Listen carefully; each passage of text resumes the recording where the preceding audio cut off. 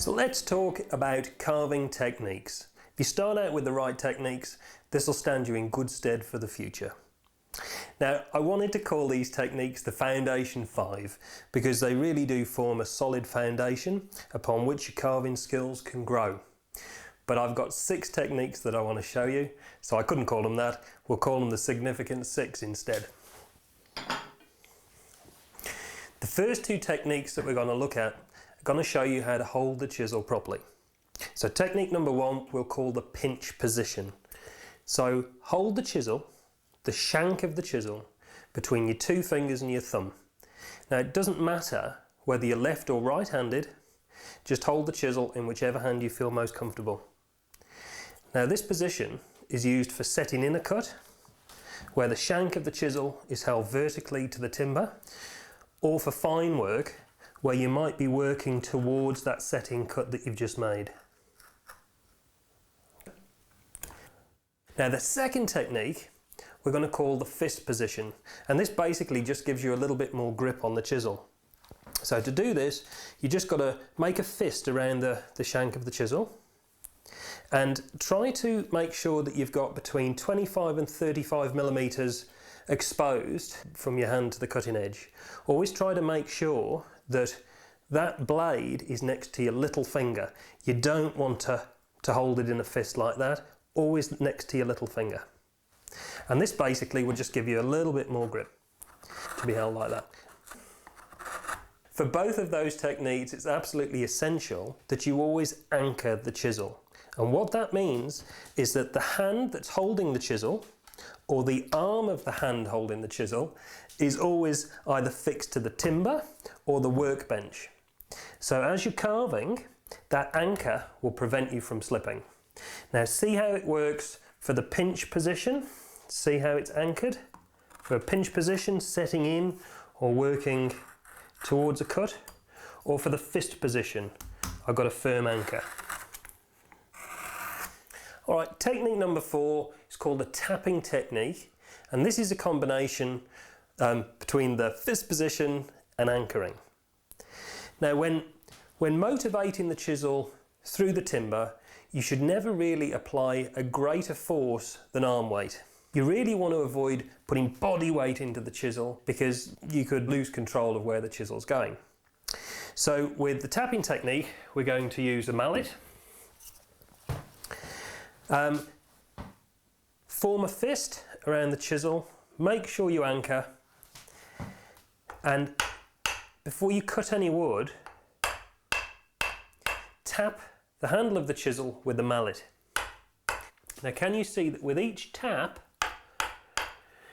the blade is motivated forward, but the anchor is making sure that it comes back to its original position.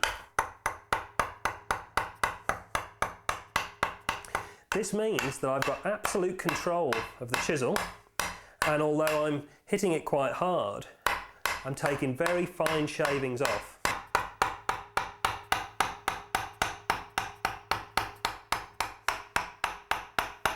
Alternatively, I can take big hunks out if I want, but the anchor makes sure that I've got control at all times.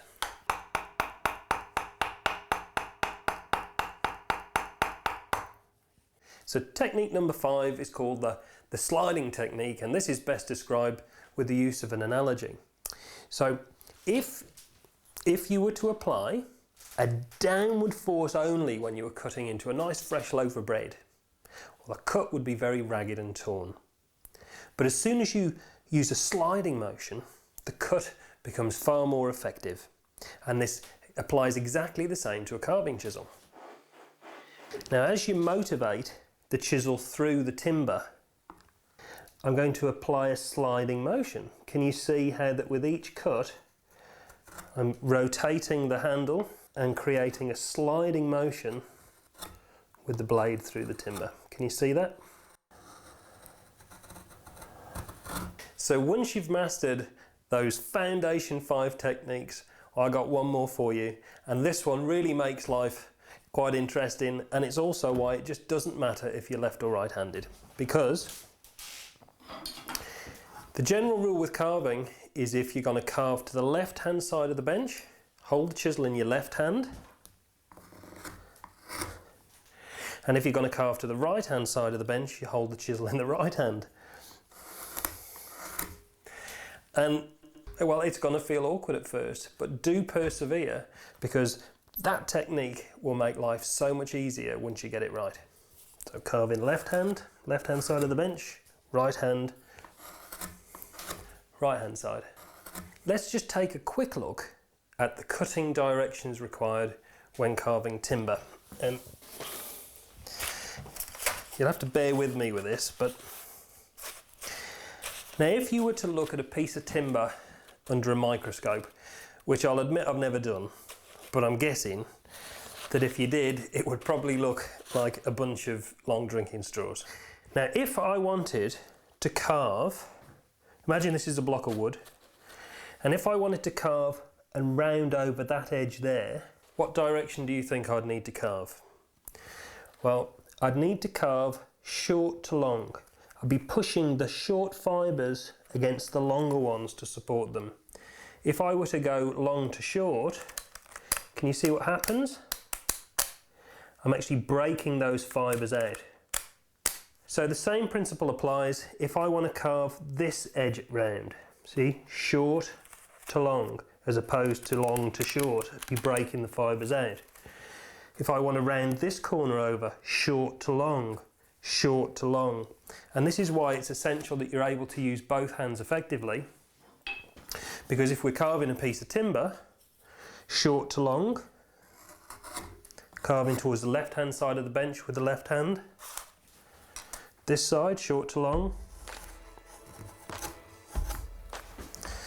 right hand, short to long, short to long.